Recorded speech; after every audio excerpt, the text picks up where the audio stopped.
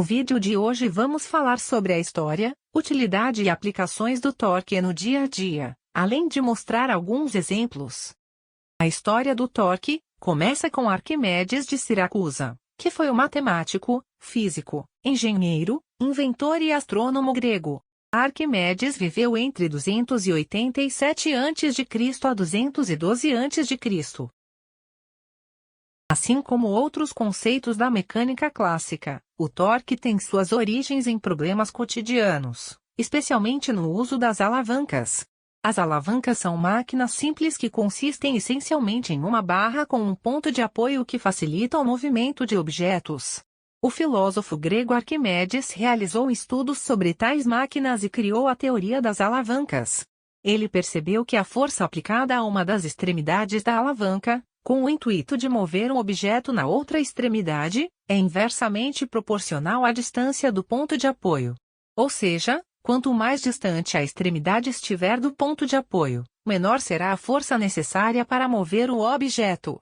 Nesse contexto histórico, Arquimedes ficou famoso ao afirmar que caso lhe dessem um ponto de apoio e uma alavanca seria capaz de mover o mundo.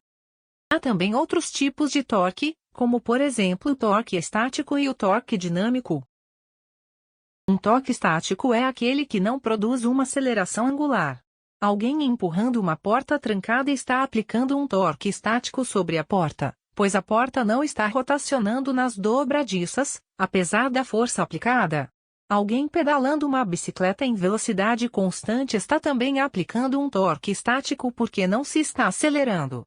Já o eixo de transmissão em um carro de corrida, acelerando desde a linha de partida, está carregando um torque dinâmico, pois deve estar produzindo uma aceleração angular das rodas, visto que o carro está acelerando ao longo da pista. Como aumentar ou diminuir o torque? Muitas vezes é necessário aumentar ou diminuir o torque produzido por um motor para atender diferentes aplicações.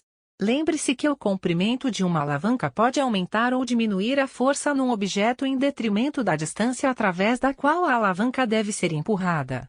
Da mesma forma, o torque produzido por um motor pode ser aumentado ou diminuído com o uso de engrenagens. Um aumento no torque vem com uma diminuição proporcional da velocidade de rotação. O mecanismo de duas engrenagens dentadas pode ser visto como equivalente a uma interação de um par de alavancas.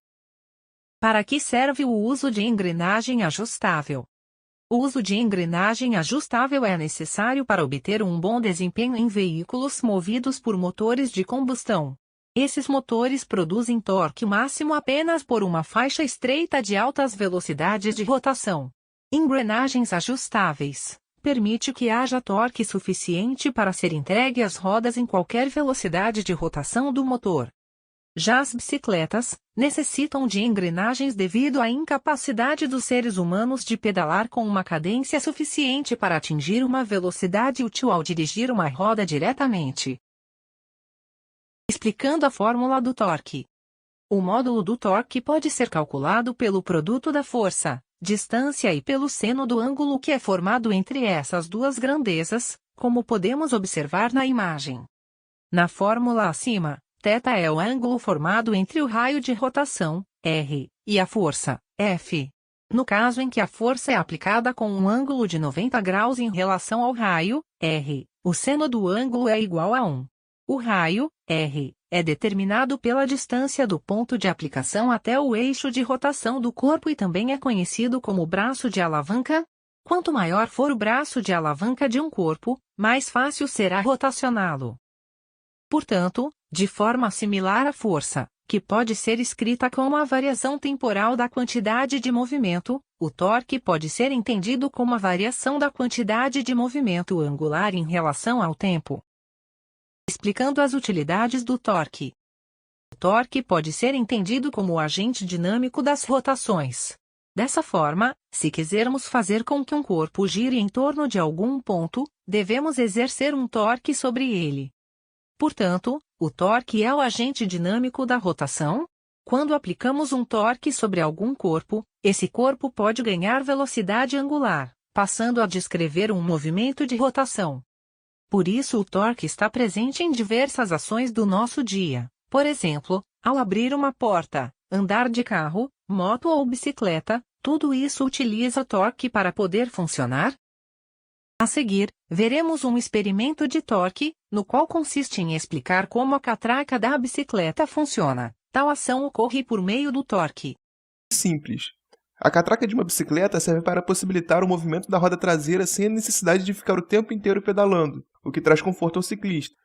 Eu fiz uma pequena animação para mostrar o funcionamento da catraca de bicicleta.